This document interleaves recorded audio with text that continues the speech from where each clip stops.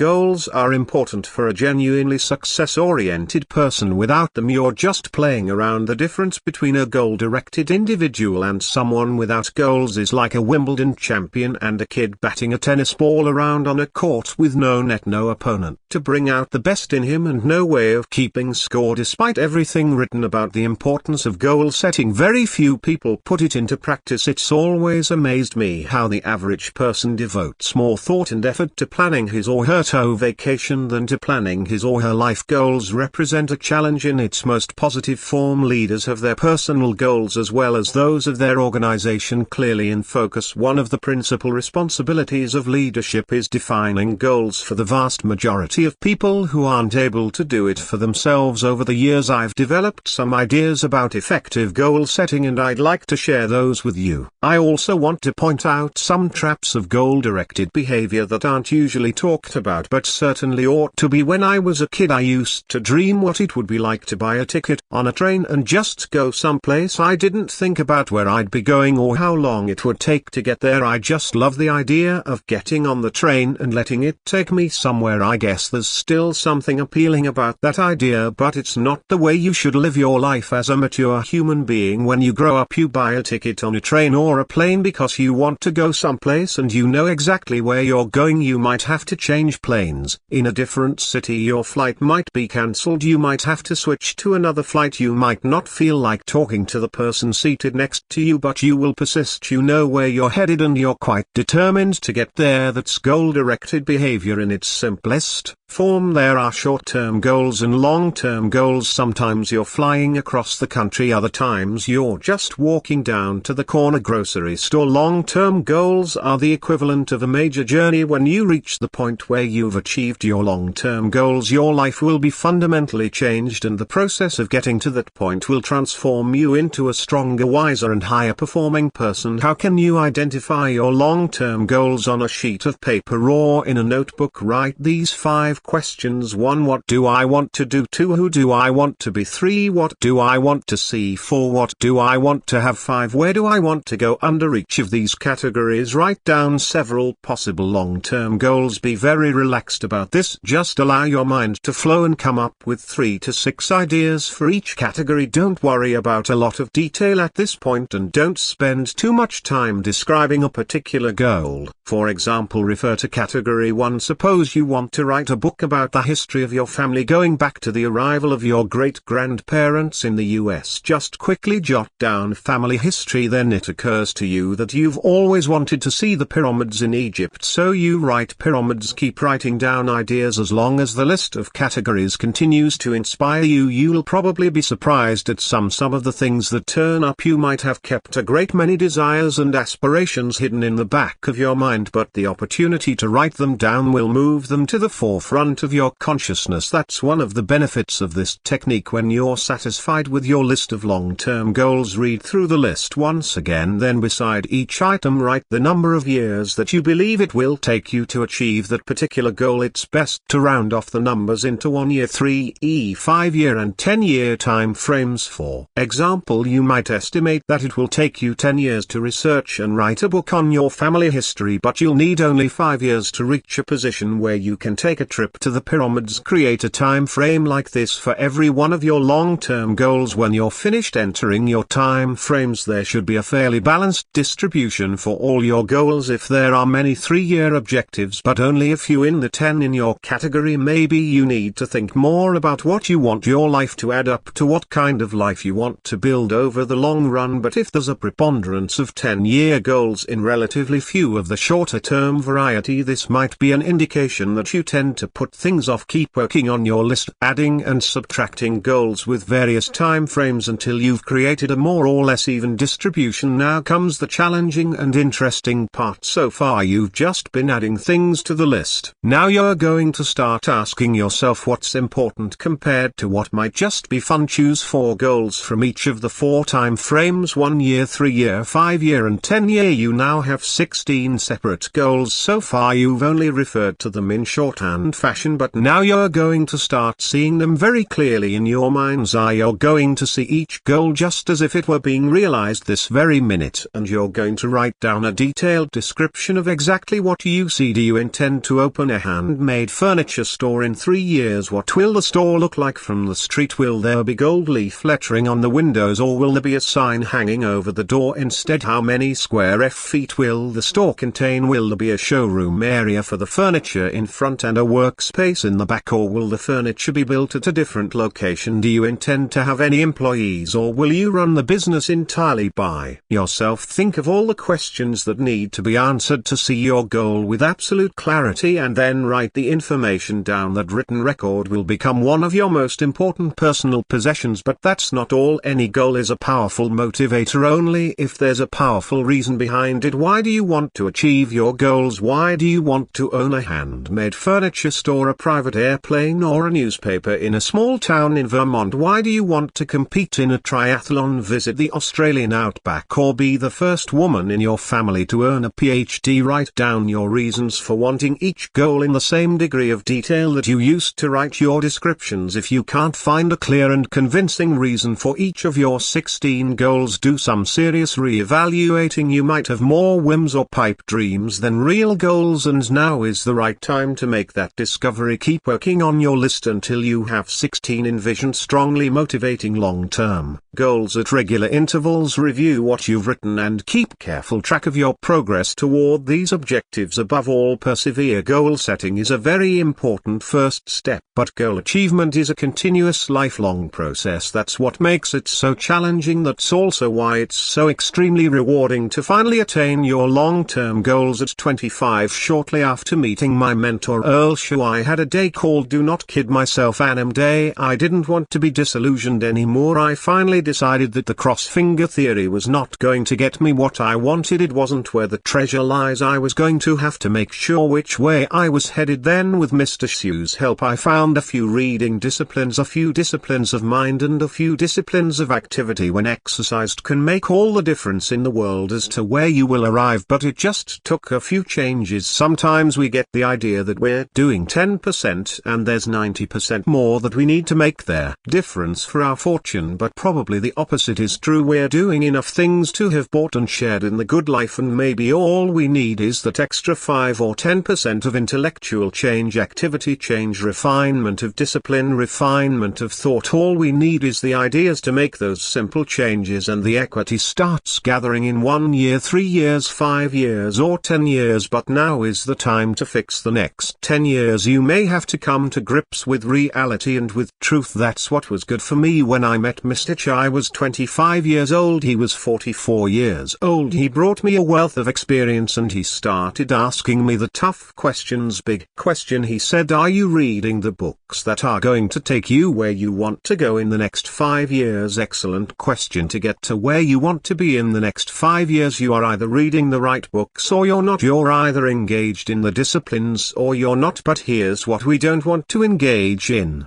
disillusion, hoping without acting, wishing without doing. The key is to look and say, where am I? What could I do to make the changes to ensure that I can take more certain daily steps toward the treasure I want? The mental treasure, the personal treasure, the spiritual treasure, the financial treasure. I don't want to make any more errors. Now's the time to adjust my daily program to take me where I want to go. The key is to start right now making these changes to walk this new road. Just a few daily disciplines make a great deal of difference, and before you know it, you will be walking a brand new road. Life is about constant, predictable patterns of change, and the only constant factor will be our feelings and attitudes toward life. We as human beings have the power of attitude, and that attitude determines choice, and choice determines results. All that we are and all that we can become has indeed been left to us to decide and interpret through our attitude and choices. Life is like their changing seasons. You cannot change the seasons, but you can change yourself. So the first first major lesson in life to learn is how to handle the winters. They come regularly right after autumn. Some are long, some are short, some are difficult, some are easy, but they always come right after autumn. That is never going to change. There are all kinds of winters. The winter when you can't figure it out